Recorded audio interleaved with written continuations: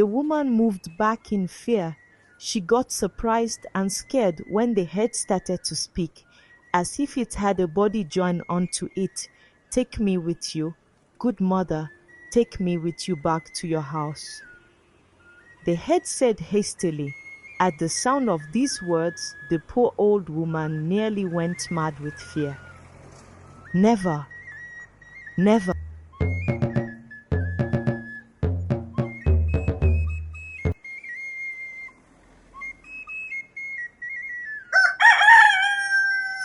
Once upon a time, in a humble village embraced by ruling waves and the warmth of the African sun, there lived an old woman who lived in a small hut near the sea with her two daughters, Kemi and Gozi. They were very poor, and the girls hardly left the house because they worked all day long making atam pots. Every morning, when the pots were ready, Ngozi would take them and cross over the bridge to the village market to sell them.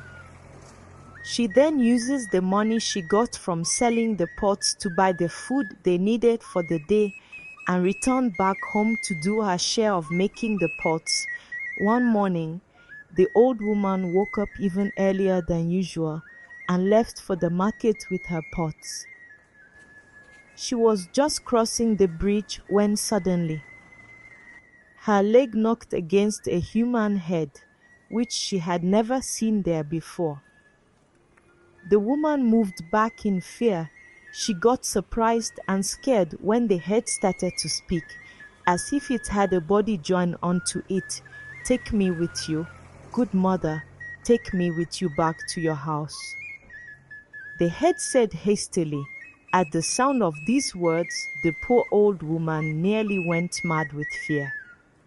"Never, never." And she turned and ran back as fast as she could, not knowing that the head was jumping and rolling after her.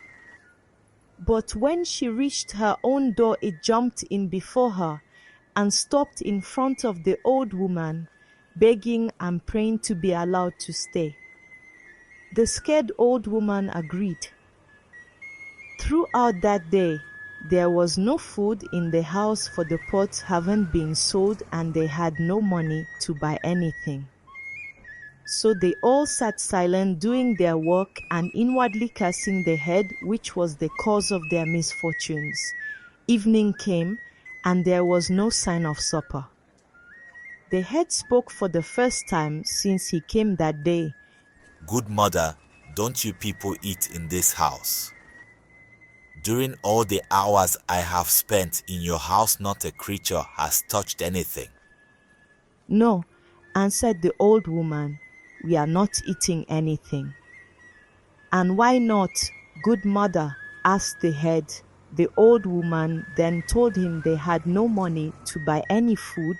"Is it your custom never to eat?" asked the head. The old woman told him that every morning they go to the village to sell their pots, and with the small money they got from selling, they buy all they want. And she told the head she did not cross the bridge today, so they have nothing for food. The head asked if he was the cause of them going hungry all day. And the old woman answered that he was the reason.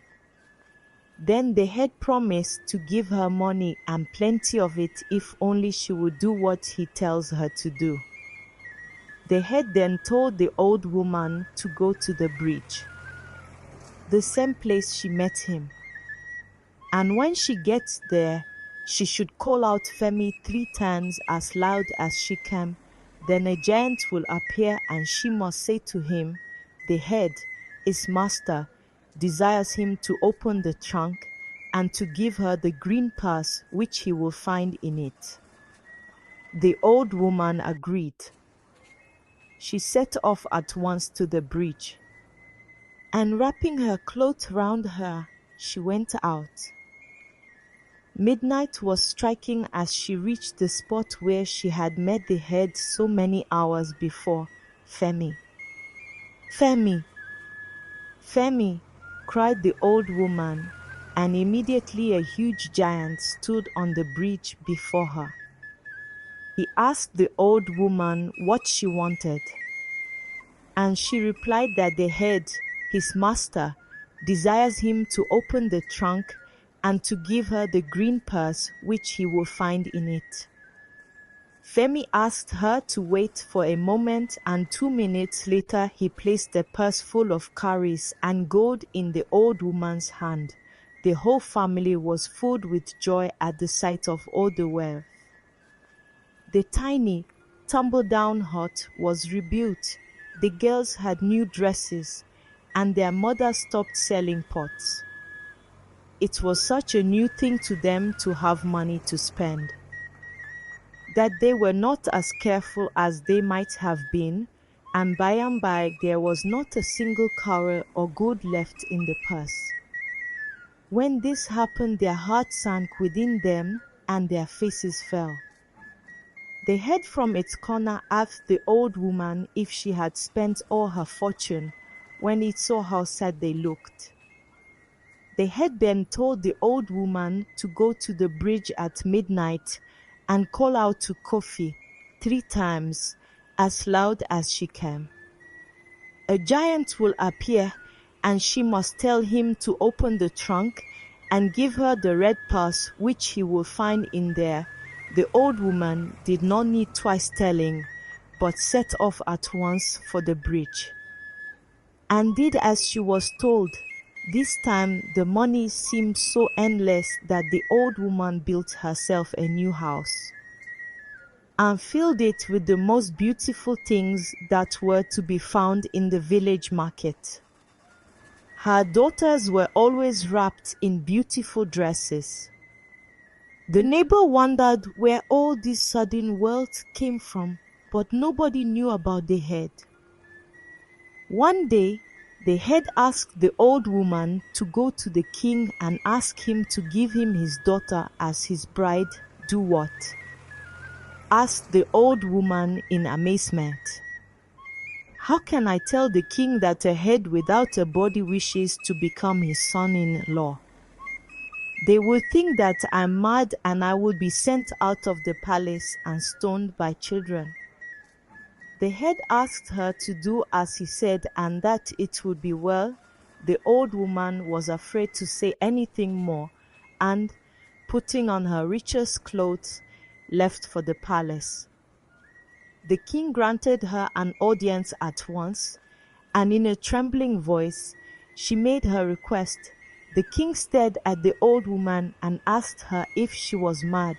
The old woman told the king the head was powerful, and nothing was impossible to him. The king asked if it was true, and she swore it was true.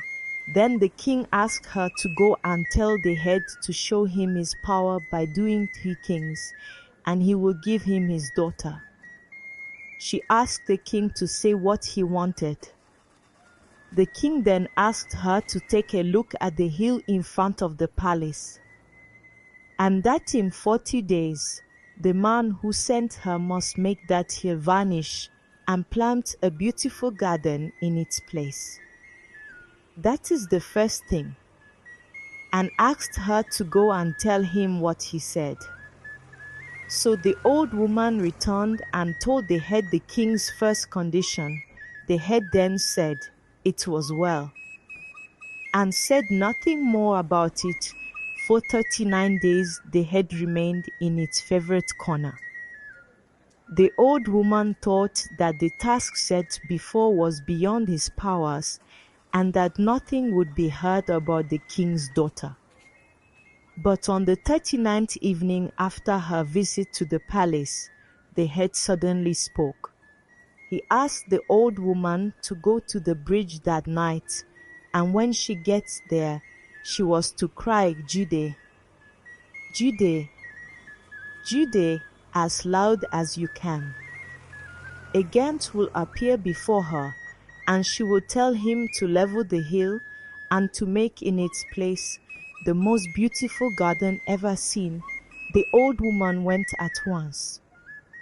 It did not take her long to reach the bridge which led to the city, and she took up her position on the spot where she had first seen the head and called loudly, "Jide!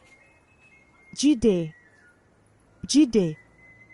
In an instant a giant appeared before her, with such a huge size that the old woman was half frightened, but his voice was mild and gentle as he said, "What is it that you want?" She then told him what the head asked her to tell him.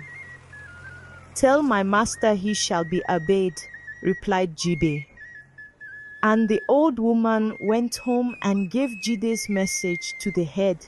Meanwhile the king was in his palace waiting till the 40th day and wondering why no spadeful of earth have been dug out of the hill. And he wondered if the old woman has been playing him tricks.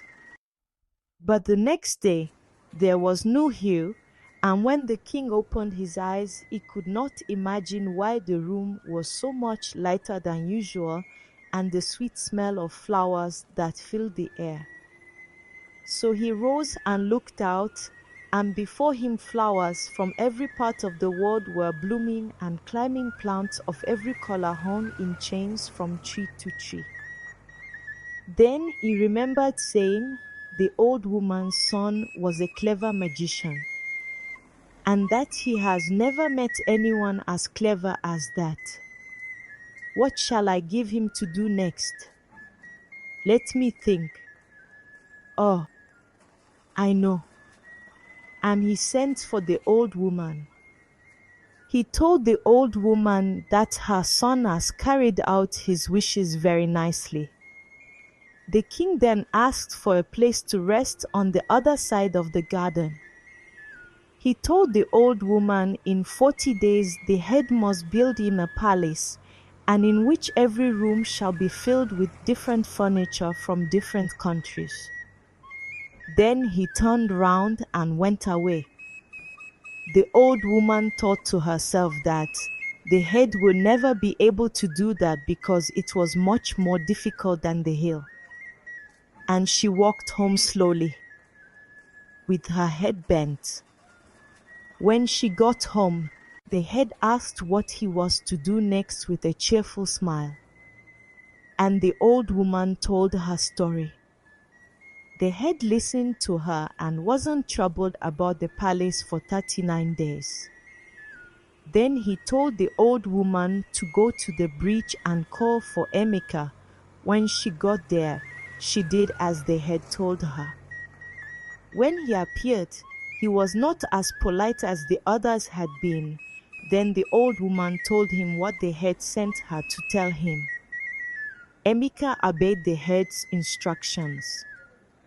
And when the king woke up, he saw, in a distance, a palace built, resting on slender pillars of pure gold.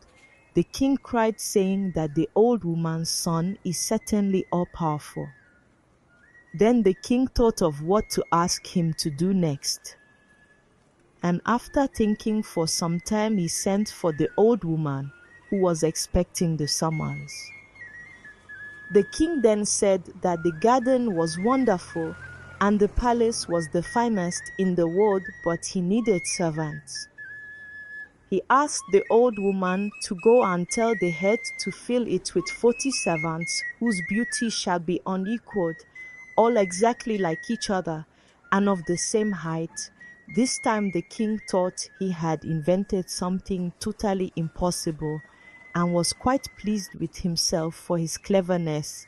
39 days passed, and at midnight on the night of the last, the old woman was standing on the bridge and did as she always do, "Kuma, Kuma, Kuma," she cried. And the giant appeared and asked what she wanted. And the old woman told him what they had desired.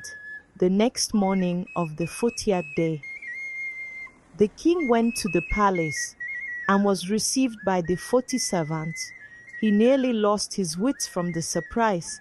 The king then agrees to give his daughter to the old woman's son, the head, saying if he was to search all the world through, he could never find a more powerful son-in-law and when the old woman entered his presence, he informed her that he was ready to fulfill his promise, and she was to ask her son to appear at the palace without delay.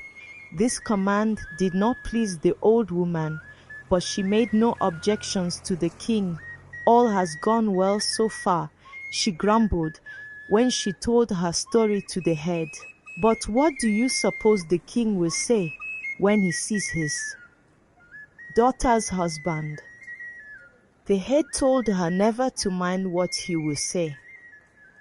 The head then asked her to put him on a basket and carry him to the palace, which she did, though the old woman's heart beat as she laid down the basket with the head inside it.